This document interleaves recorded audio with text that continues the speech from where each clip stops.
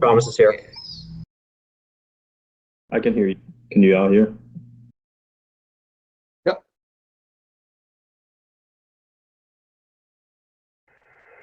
All right. We're on mobile. Great. Well, let's get started. My name is Kirk Lenahan. I'm an ICON agent based in Scottsdale, Arizona. I've been with the company for going on just a little bit over 2 years. Very humbled and honored to be able to sit in front of you guys and lead, moderate this fantastic group. So why don't we start off by introducing everybody. And Brian, why don't we start with yourself? Hey, good morning, everybody. My name is Brian Haggerty. I'm out of Fairfax, Virginia. I've been selling real estate for a little over 18 years full time. Brian, how long have you been with EXP? And tell us a little bit about your team and your production. So we've been with EXP for November 1st, 2018 is when we onboarded.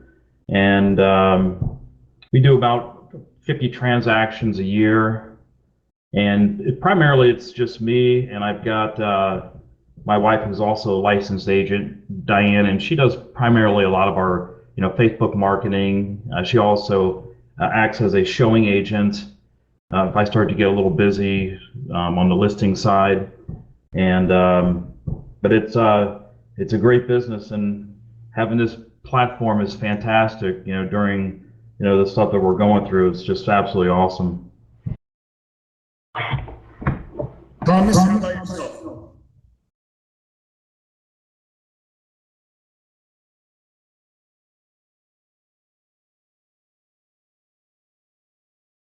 Jamie?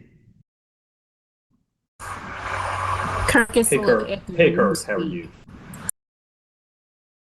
Hey, can you guys hear okay? Can hear you. Okay, great. My name is Jamie Parker, ICON agent from Atlanta, Georgia, outside of Atlanta. And last year, I've been in the EXP for about 2 years and 4 months now. Absolutely loving it. Last year did 52 transactions as a solo agent and $12.3 million in production. And prior to real estate, I was a school teacher for 17 years and did real estate part-time for 7 of those 17 years. And been full-time now in real estate for 7 years and came to EXP from Keller Williams. Thomas, are you there? Yeah, absolutely. Sorry, came in and out there.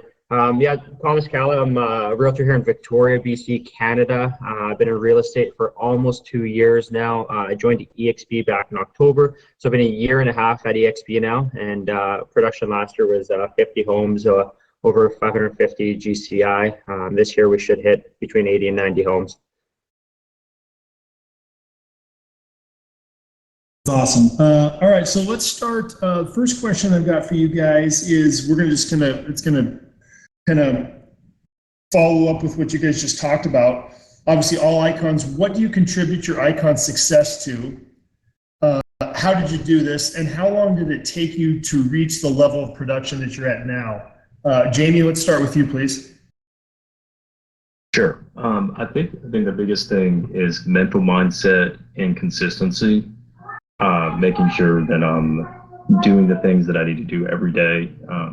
Not doing my best to not be complacent with success, and continuing to do the things that we do. I still lead generate every day. I still make. I'm still actually even in coaching right now, and so still making sure that I keep myself sharp. I became ICON my second year in EXP. So first year I was not ICON, but second year I was ICON, and pretty much I've been producing at an ICON level or pretty darn close to it for the last 7 years. I've been averaging about 40 transactions a year over the last 7 years or so. Thomas, how about yourself?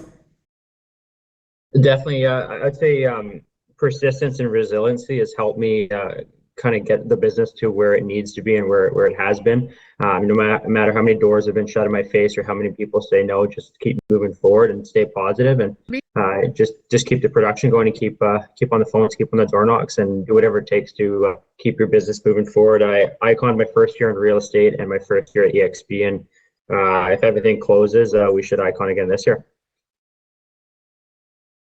That's awesome. Brian, how about yourself? I would say coaching is super important.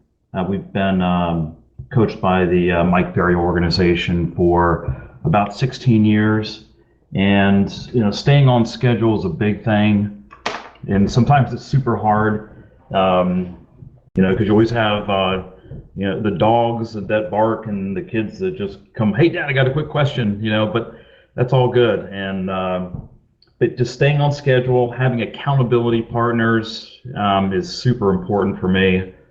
And I would say, so our first year in the business, our first year last year, well, in 2018 when we came over to EXP, we hit Icon, and it took us about, let's say, 10 months to hit Icon, and we're 7 transactions away from hitting it again. So we're about 3 months ahead of schedule to hit the Icon, and it's just all mental mindset. I think that a lot of our competition right now is not doing real estate at all, and my mindset is that we just got to push forward. We got to be safe out there, but we also have to give service to our clients that need it. And my mindset is always performing at the highest level. I don't care what kind of obstacles we have in front of us.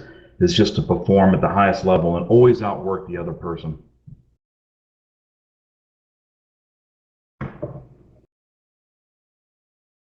So guys, I got a kind of a 2-part question here for you. In regards to real estate and your personal life, I'd be curious, what's your number one priority every single day?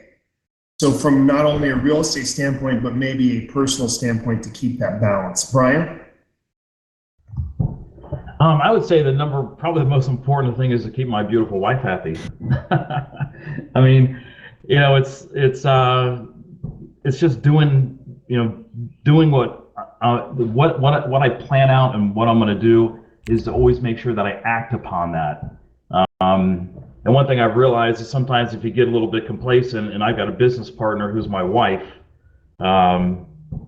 she will hold my feet to the fire if I start drifting a little bit, from the personal side of things, because we're always together. So we've been married 27 years, and it's just one of those things that you just learn how to, like, trying to find the right word, but you just learn how to work together as a team, not only from a perspective of our family and our marriage, but that segues straight into our business as well. So that's probably the big thing is, again, just keeping the right mindset and doing what you say you're going to do, and that's not always easy. Couldn't agree with you more, and the crowd agrees with you too. Everyone in the audience, they're giving you a lot of kudos for your answer about keeping your wife happy. So that's good stuff. Thomas, how about yourself? Yeah, definitely. Personally, I think the number one thing to do every day is exercise and have a supportive partner with that. So that's how we start our morning off every morning. And then business-wise, I think the number one most important thing is lead gen. And whenever I have slacked in lead gen, my partner is on me right away. Why aren't you lead gen? And we have a time set out in our calendar that from 9 to 11 every day, that's our lead gen time. So having a supportive partner is great, and exercising every day and lead gen. I think those are the 3 things in life and in business that will help you move forward. Jamie, how about yourself?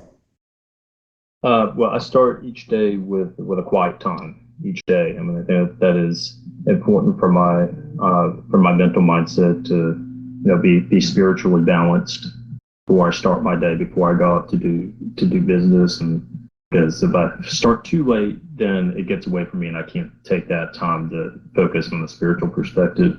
And then, of course, echoing what Brian was saying, happy wife is a happy life. I have my 25th anniversary coming up next month.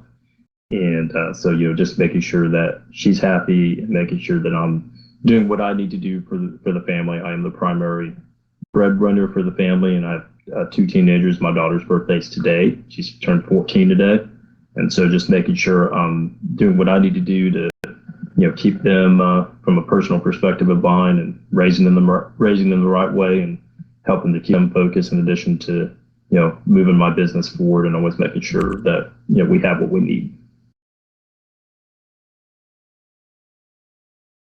I think a good follow-up question to ask after hearing all those answers, talk about lead generation. I think everybody right now, with everything we're dealing with in the, from a standpoint of COVID and all the different things, as business has slowed down, a lot of people have reached out to me or, asked, what are you doing for lead generation?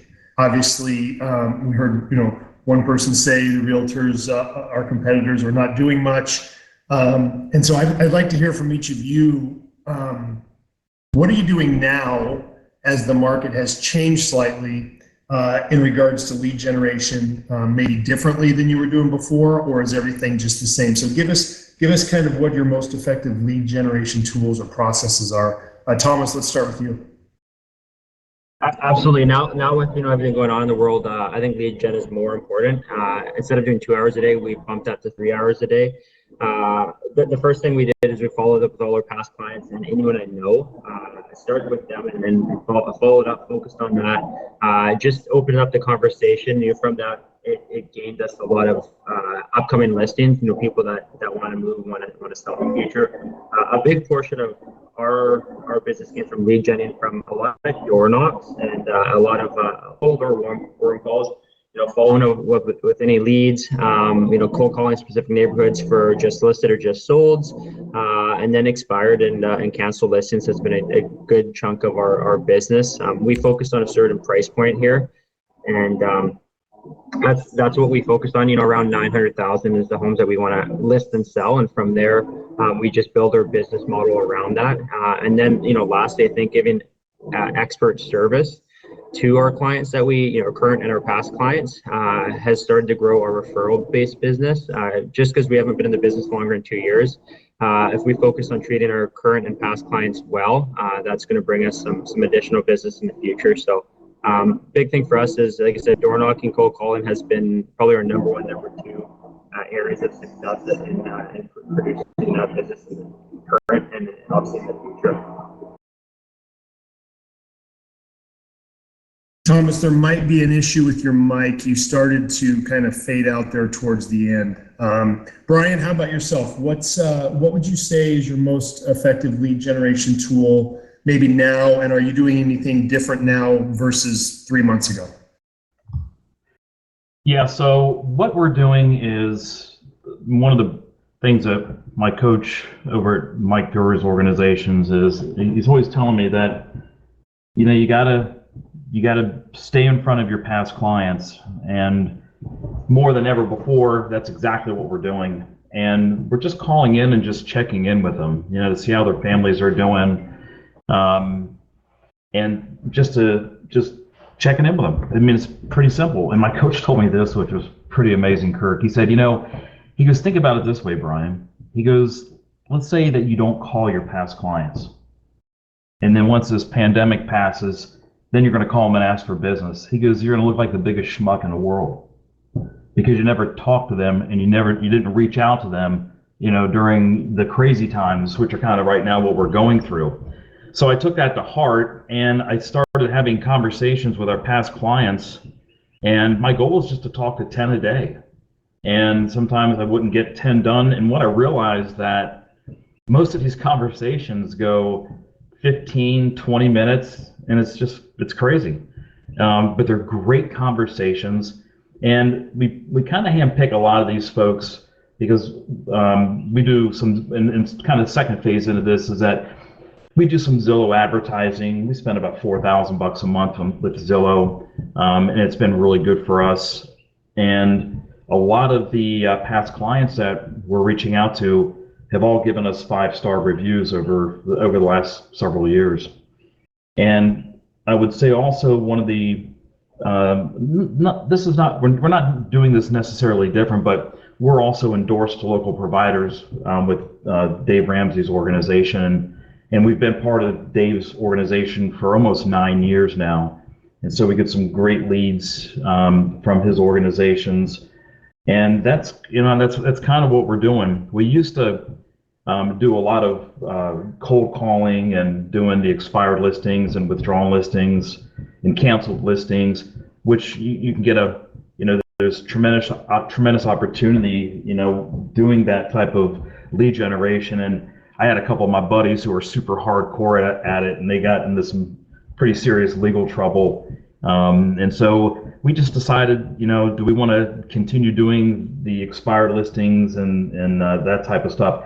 And about 3 years ago, we just kind of said, you know what, we're going to change, how we're doing our lead follow-up and how we're getting new business. But we've consistently done the same amount of business, and actually some of the business is even better. But that's still a great venue. But again, just because we had some folks that I know very closely that had gotten into some trouble, and they kind of changed things up a little bit as well. So, but Zillow, Dave Ramsey, past clients, and then again, just checking in with them. Jamie, how about yourself?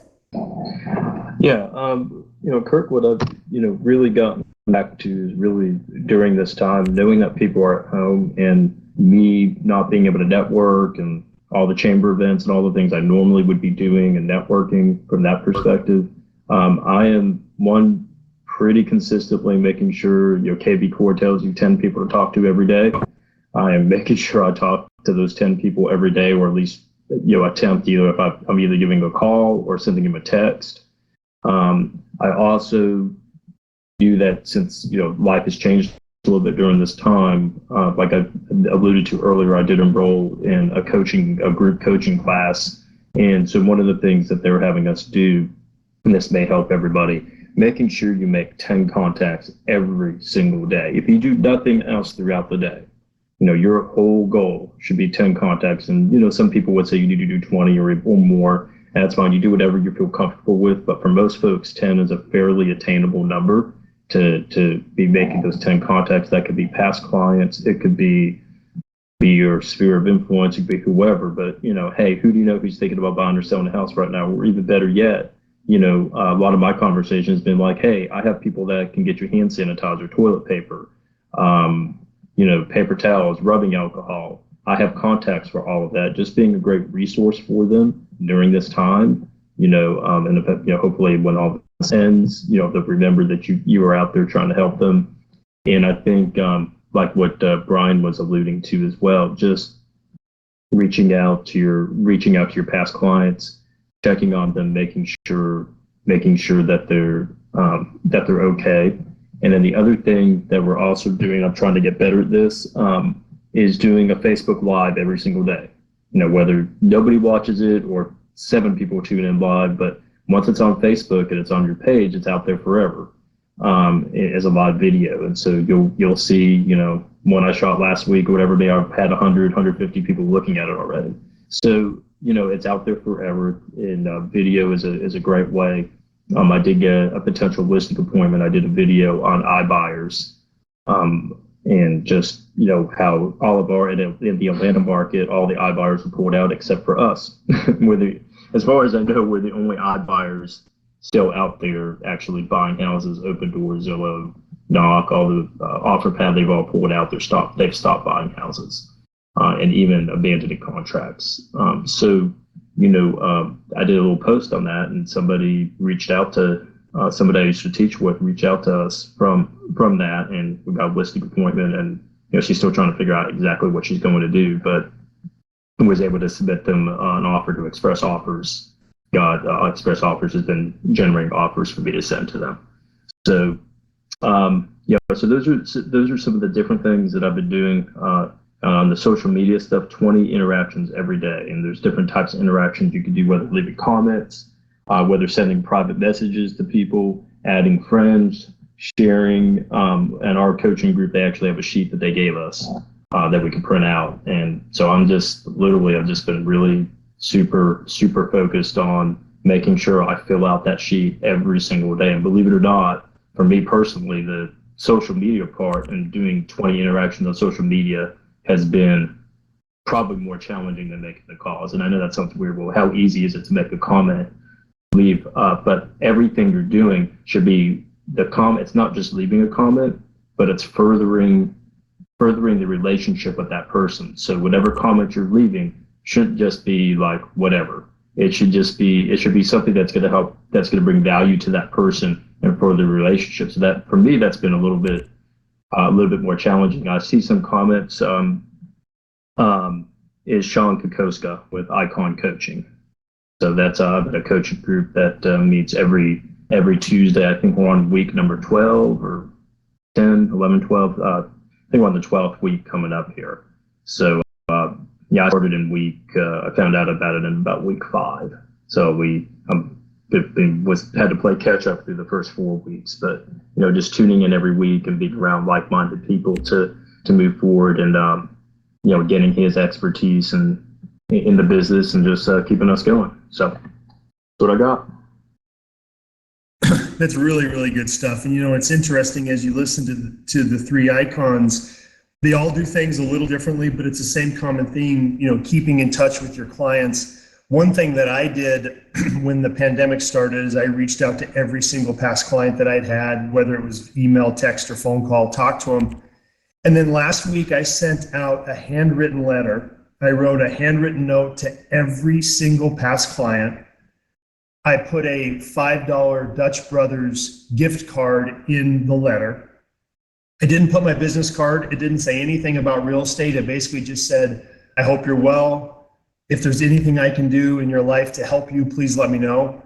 And the response that I have gotten from that handwritten letter, I've probably had 50 people call me or text me and just say, I cannot believe you did this. You're so grateful. And it wasn't to gain any real estate. It was just to keep in touch and let them know I'm here for them. But inevitably, I guarantee you, that letter is going to bring business in spades down the road. So it's something I did. It was actually kind of a fun exercise. So I would encourage other agents out there to do that, because when you send a handwritten note, it really takes a lot of effort. It does. It took me 3 or 4 days to write them all out, and people really appreciate it. So just something maybe to think about. I want to follow up with the lead gen, because I know that there's a lot of agents asking and trying to drum up business. So how much time are you guys all spending in lead generation? Let's say on a daily basis. And with that, if you have a budget of X dollars per month for your marketing, advertising, or whatever, what portion of that budget is allocated to strictly lead generation? Brian, let's start with you. Well, our goal is, according to my schedule, which I try to stay on as much as I can, but I do drift. And but our goal is to be on an hour and a half doing lead generation, and we get a lot of Zillow leads that come in, and they come in sporadically. Like right now, as we're sitting here talking, we had a Zillow lead that just came in, and we had it forwarded to, I got it forwarded to Diane, so she took the call. And like I said earlier, we spent about $4,000 a month with Zillow, and the rate of return is pretty good. We've closed about $100,000 in income this year just based on that $4,000 a month, and so that's working out really well for us. And then the second part to your question, can you repeat that, Kirk?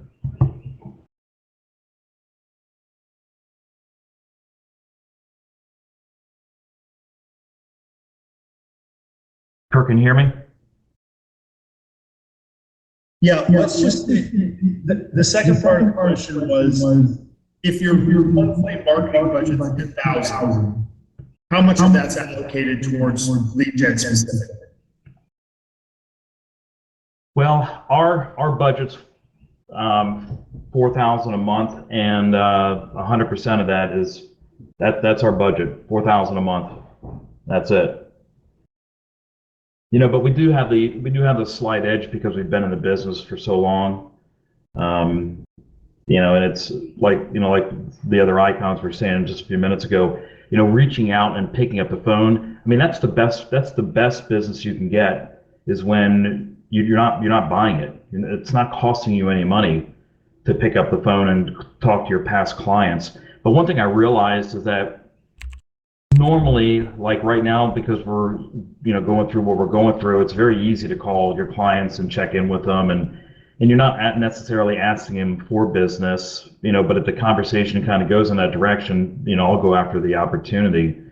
But again, it's more of just the mindset of just checking in on people and seeing how they're doing. But again, having that advantage, before, let's say this time last year, we would call our past clients and we just check in with them. But one thing that I've realized is that you've got to bring something of value to the call.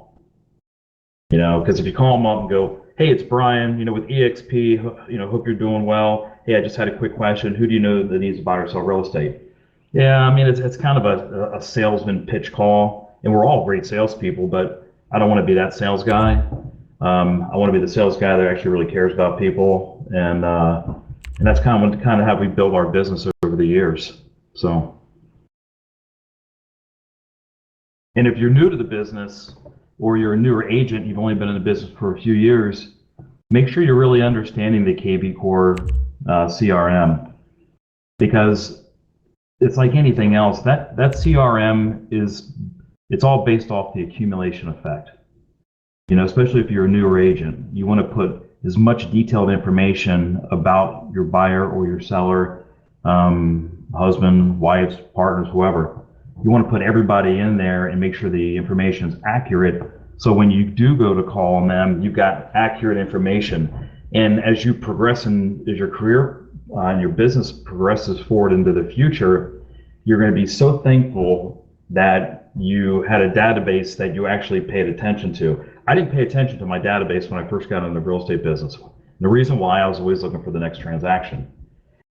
And then finally I got into coaching, and they smacked me around a little bit, which I needed from a great, the board of education, so to speak. But it really helped to understand to build a solid database, because the reality is you should be getting at least 10 transactions a year from your database. At least 10. So if you got, or let me back that up, 10%, excuse me. So let's say if you got 50 people in your database, you should be getting at least 5 transactions a year from your database. And once I had that mind, and again, because that's free business, guys. That's free business, because you gave them great service. And when you give them great service, you want to become a household name. But it takes time. It's back to the accumulation effect. It just takes time. But with that being said, as you continue to build your careers, and you really treat that database like liquid gold that it is, you're going to have an amazing career. 18 years into business, I remember cold calling, and I could still do it, but I don't do it today. And that was a business choice that I was able to make, because we take such great care of our past clients in Sphere. Thomas, I know you mentioned that you do 3 hours of lead gen a day, and that's up from last year. So is any of that lead gen, are you paying for it, meaning, buying leads or different things, or is it all just, to your point, door knocking and whatnot?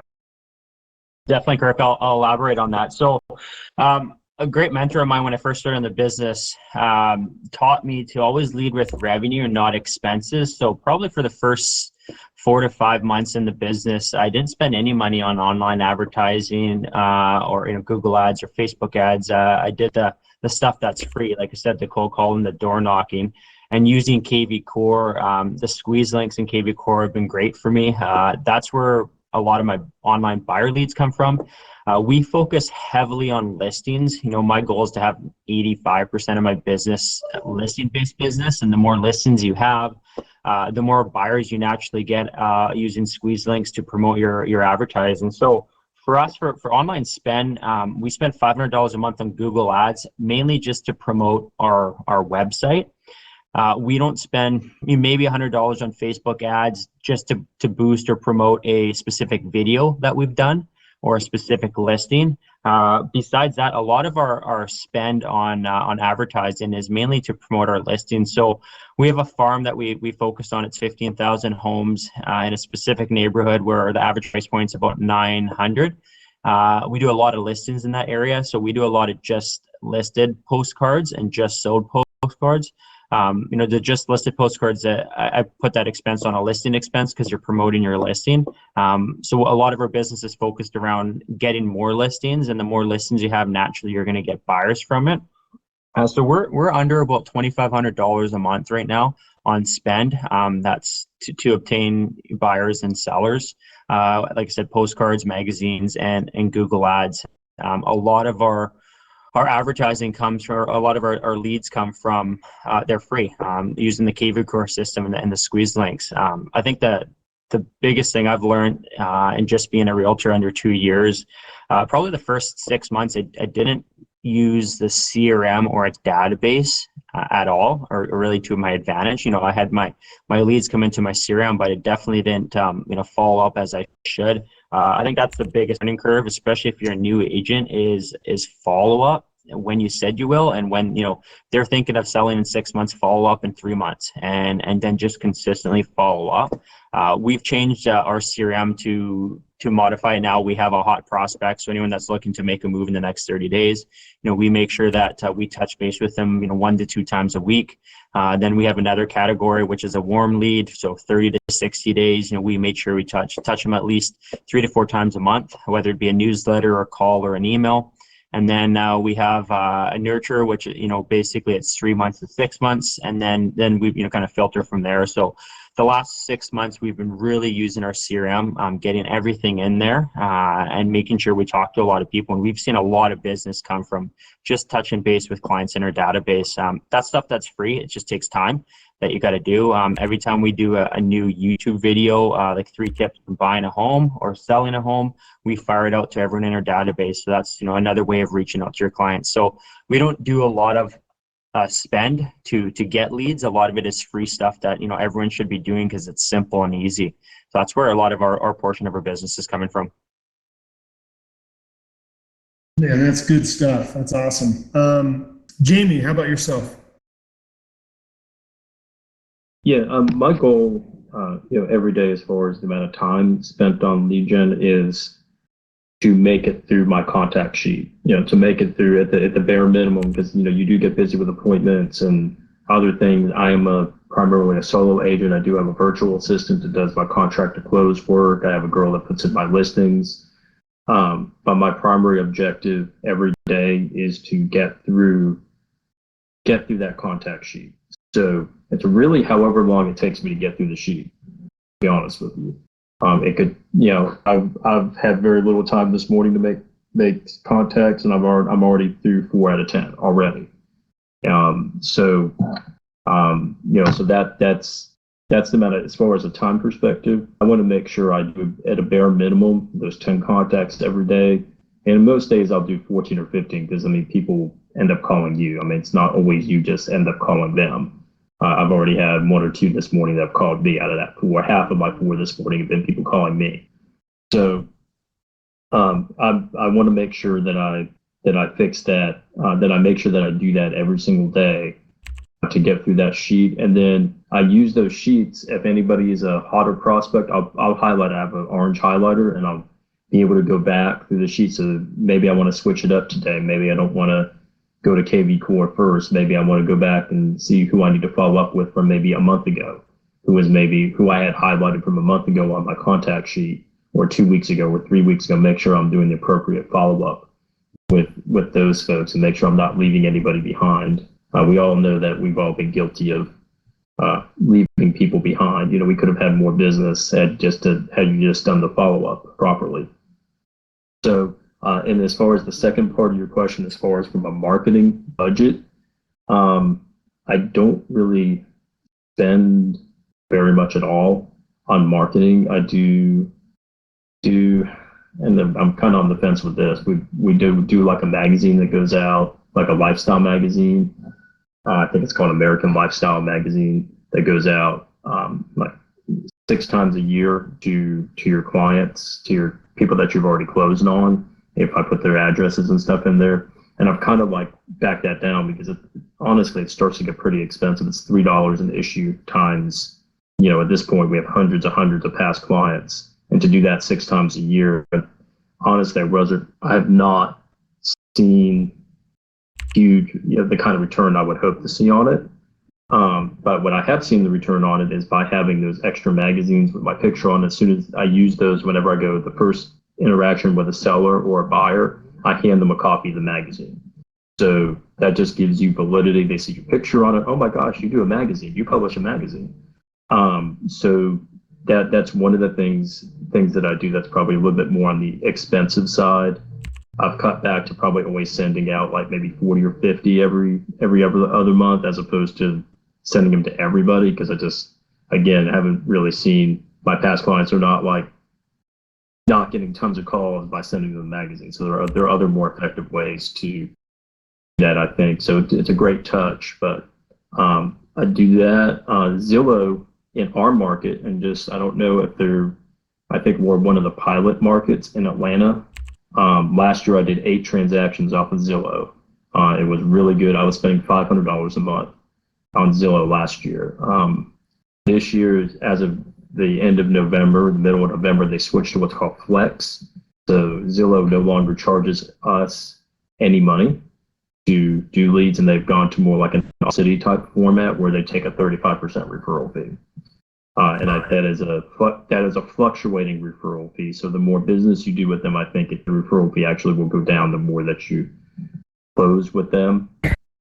So that has been, I've done one deal with them since we switched over to that system. I have several others that I'm working on right now. The good part about that is we are getting leads and you don't have to pay anything for it. The bad part is most of what I'm getting is not in the area that I was paying for previously. And so I've been working with them to try to get me back into that area. It's not that far, much further away, but so that is, those are a few things as from a marketing perspective. I just did my first property blast through KV Core. And that was $60 for a week of that. And I generated, I think, 3,000 plus impressions, lots of click-throughs, and about 13 registrations or 15 registrations that just ended today. So I did get at least one viable buyer off of that by doing that property boost, and that was $60. And I think it's like maybe 120 if you do it for 3 weeks. They take some money off or something. There's a discount if you do it for 3 or 4 weeks. So that is, through KV Core. And this was the first time I tried it. I had a listing that was taking a little bit longer than I would like to sell. And so I wanted to try it just to see how it worked. And I saw somebody put in the comments, property boost is huge, and I would agree. So I think I will continue to do that with all of my listings, even if you already have it on a contract or about to have it on a contract. We just listed one less than 24 hours ago, and I'm already getting an offer in on it, and we're already had probably 5 or 6 showings set up. We've already had like 2 or 3 showings within the first couple hours, and more showings set up for today. So I'll probably still property boost that one because it is obviously a desirable property, and hopefully, and it's right in my backyard, and hopefully we'll be able to get some more leads and stuff off of that. So those are some things that I am doing. So the biggest expense really for me would be doing those magazines, which is probably $200 or $300 every other month. And again, I'm definitely looking to possibly make a change on that. Maybe go to a digital format instead. So guys, one thing that I've gotten a lot of questions on over the last, call it 2 months, since we've kind of entered a different time in all of our lives. What are you doing differently this year than you did last year to try to improve your numbers, or at least, keep your numbers even with maybe where they were last year? I know a lot of agents are looking for maybe something creative or something new out of the box to try to ramp up their business. So we'd like to hear from you guys if you're doing anything differently this year than last year. Thomas, let's start with you. Absolutely, yeah. This is coming up to year 2 as a realtor, so I learned a lot my first year. I made a lot of mistakes and learned a lot of things that worked. So this year we focused on, the first thing is a January I hired a Tom Ferry elite coach there. So that's definitely helped my business quite a bit. I doubled down on the top 3 sources of business that gave me the most amount of commission the previous year. So I doubled down on that, implemented a very strong CRM, and made sure that it's extremely organized. And the last thing, I think the new part of our business that I'm doing is video. So twice a month minimal, doing some video, and then a market update video. So like I said, 5 tips for selling a home, 5 tips for buying a home, trying to produce 2 of those a month, making sure my whole database sees it, and then doing a market update video. So that's something I've implemented to our business that's new, and obviously you're seeing more and more agents do that. I think it's a new way of business and obtaining that 10 people. We're getting over 1,000 views on those videos from people either in our database or not in our database. So I think it's going to help put the face out there. But yeah, what I did is I doubled down on the top 3 sources of business that generated the most amount of money last year and focused on that. I think you hit the nail on the head with the video. Obviously, it's a huge part of the business, but now with some places having restrictions on open houses and the different things, I mean, video is only getting bigger, and that's going to continue for years to come, obviously. So that's very good for agents to hear is, hammer video as much as you can, whether going across all your social platforms into your sphere. Jamie, what about yourself? What are you doing differently this year, maybe as compared to years prior? I think I'm going to echo more of what Thomas is saying. Is I am definitely implementing more video, doing video tour of my homes, especially now, is very, very important. I'm also utilizing some free tools like Zillow has a free 3D tour of all. They have an app, a 3D tour app. Download it; it's free if you're a Premier agent, and you go in and do a 3D tour of your house, and it's 100% free. So I've already done that with the listing we took yesterday. It takes me 10 minutes maybe, and then it goes up on their site, and they're actually, from what I understand, people can actually search homes that only have 3D and video tours. So it helps you to get more traffic for your listings. Making sure I'm doing a Facebook Live 5 or 6 days a week. Usually don't do that on Sunday, but on most days of the week, I do a Facebook Live. It's not always about real estate. It could be, I was reading a book, Arnold Schwarzenegger's autobiography was like 700 pages. Took me, a good couple weeks to read it. But, at the end, he listed like about 10 things that, he attributed to his success and all the things he's been able to do. And so I did over the course of 3 or 4 days, I highlighted some of those things. I had his book in front of me and just highlighted some of those things on a Facebook Live. So, bringing up different topics, probably out of the live videos, I'll do real estate. I'll speak specifically only about real estate for maybe one or two, every 3 videos. Maybe I'll talk specifically real estate once or twice. And I want to just try to bring value to people. I always introduce myself. Hey, this is Jamie Parker, your rockin' real estate agent. And so that's my tagline with the Rockin' Agent, take away your real estate blues. I used to be a music teacher, so I kind of incorporated that into my real estate business. So I always kind of open up my video like that, and just pick different topics. My video yesterday is I actually looked up the definition of icon and what does icon mean, and talked to them about being iconic in whatever you're doing, and told them what the definition was, and just trying to encourage folks to, and whatever they're doing during this time, to go out and be the best at what they're doing in their industry, whatever it is that they're doing. So just, it doesn't have to be anything super long. It could be a couple minutes. It could be 5 minutes. I don't think I've done one more than 5 or 6 minutes. But so I've been doing that. Also looking into maybe some of the other icons have done this. I haven't done it yet, but looking into seeing what IGTV does, Instagram TV, and possibly figure out how to utilize YouTube a little bit better. So those are some things that I'm definitely doing to change, because I understand that video is the future of what we're doing. The future of video, the future of real estate is in video and is now. We're the future. EXP is the future of real estate, and we all need to be video experts, because that's what more and more sellers and buyers are wanting to go to. Brian, how about yourself?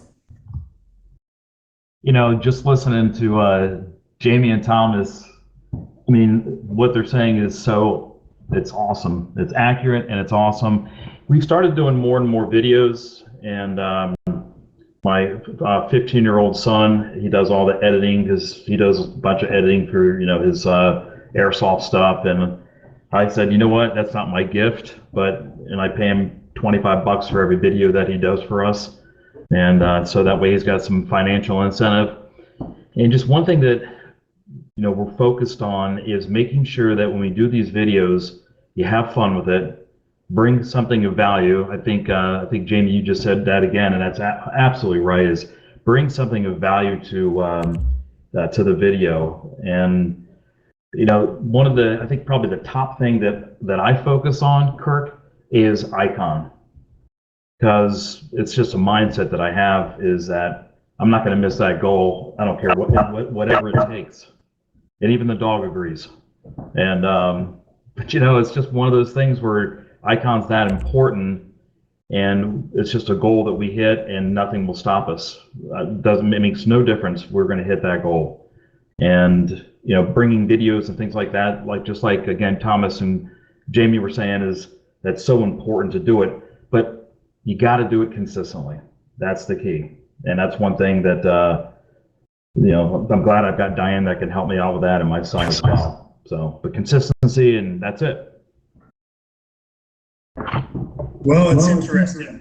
3 icons from 3 different parts of the country all echo the same thing: video and consistency, and add value. I think that those are 3 just huge things that you can never do enough of. One last question I have for you guys, and then we will see if there's any questions in the audience that we can answer. Besides what we're dealing with from a global standpoint, what issues do you think limit your success? And the reason I'm asking this question is there's a lot of agents, as they start in the business, or maybe they've even been in the business for a long time, they face a lot of roadblocks, and they're not achieving the success that they ultimately want to.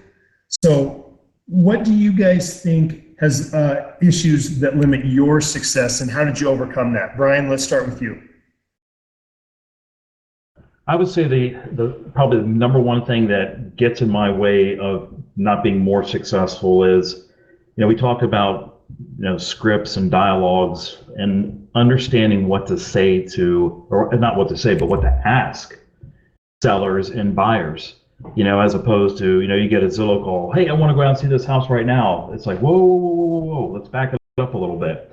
Especially what we're going through right now. And I would encourage the newer agents Mike Ferry's got a ton of scripts and dialogues, and Tom Ferry, who's, he's awesome too. And of course, Tom Ferry is Mike Ferry's son. So, but they own 2 different coaching companies, but they're both, very, very similar in nature. But I would download free scripts, and I'm sure Tom Ferry's got scripts you can download. Mike Ferry has scripts, and they're free. Just go to mikeferry.com and you can download scripts. You have to know what to say to people when they call. For example, when you go to the doctor because you're not feeling well, they're going to take your blood pressure, they're going to take your temperature, they're going to take your weight. But what does that mean? Well, what that means is what they're actually doing is they're pre-qualifying you to see what is causing you not to feel well. But imagine if you said, you know what, I'm not doing the temperature thing, and I'm not doing the blood pressure thing, and you're certainly not going to take my weight, especially after the amount of food everybody's eating. Well, the doctor is basically going to say, you know what, you're out of here. We can't pre-qualify you. Take that mindset, and when you have a lead that comes in, and you should have 2 sheets of paper. One is for buyers, and it's a buyer questionnaire. And then the second one would be for sellers, the seller questionnaire. How many of us, including myself, have raced out to show a buyer a house only to follow up with them and they say, well, my real estate agent, we just went under contract on it, but thanks for showing me the house. I mean, talk about dumber than a bag of hammers. I did that years and years and years and years ago. and it was frustrating. It only took a few knocks on the head to figure that one out, because we worked very hard to give great service to our customers. So I would talk about, and just keep in mind, pre-qualifying, knowing scripts and dialogues, and practicing them every single day, which is boring as all get down. It's boring. But if you want to do very well in your career, that's just like the bare minimums. You've got to understand scripts and dialogues. It'll make you the most powerful real estate person in your marketplace once you master that. And it takes time, but it's so well worth it. Thomas, how about yourself? What issues do you think limit your success? Thanks, Kurt. And I love what Brian said about the scripts. That's actually one thing we started doing. I really focused on the last probably 6 months is memorizing the scripts, mastering the scripts, changing the scripts to make it sound like you, and then objection handlers. I think the biggest thing, just a tip for any agent, any new agent, your listing presentation, your buyer presentation, you should know when you close your eyes, you can do it from start to finish without even looking at the paperwork. Master that, because that's the most important part of your business. If you're confident in listing presentations, when you get in front of a seller, it's going to make a big difference, because if you're confident in your listing presentation, they're going to be confident in you. I think the biggest thing that held me back when I first started was two things. Time management was one. Really, if I have something in my calendar, focus on it. If my lead gen from 9 to 11 is there, do not do anything in between. Don't book inspections. Don't show homes. And then the second thing is delegate. So if you're selling over 20, 25 homes, hire an assistant, even if it's part-time. I don't know about down in the States, but in BC, we have a ton of paperwork. It's extremely time-consuming, and you should have an assistant doing all that paperwork, and you should be focusing on what makes you the most amount of money, which is obviously your lead gen on the paperwork. So my biggest thing was not hire an assistant when I needed to, and then obviously the time management part. Jamie, same question to you. What issues do you think limit your success, and how did you overcome that? I think the biggest thing is discipline. Just staying disciplined. I'm a bit of a free spirit, and so I'm pretty laid back. And I alluded to this earlier. I know it seems ironic. I can tend to get kind of complacent if I have 3, 5, 6 closings in a month. I can kind of want to just kind of sit back and chill a little bit. So just staying disciplined and not and really kind of fighting my complacency and just wanting to go forward with those things. So just trying to keep my mindset strong. And I think the biggest thing that's helping me with the discipline is just being in that coaching class.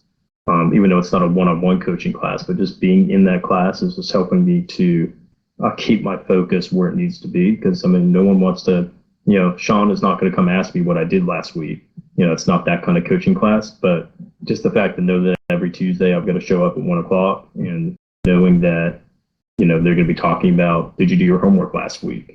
Hey, any questions on the homework? Well, I want to make sure I used to be a school teacher, so I'm all about homework and all that stuff. So, I want to make sure I'm doing what I'm supposed to do every week. Some weeks are better than other weeks. I'm not going to say I've been perfect during these, during the coaching sessions so far as doing all the work. But some of the things that, we were talking about as well, Thomas and Brian echoed, was your sales scripts.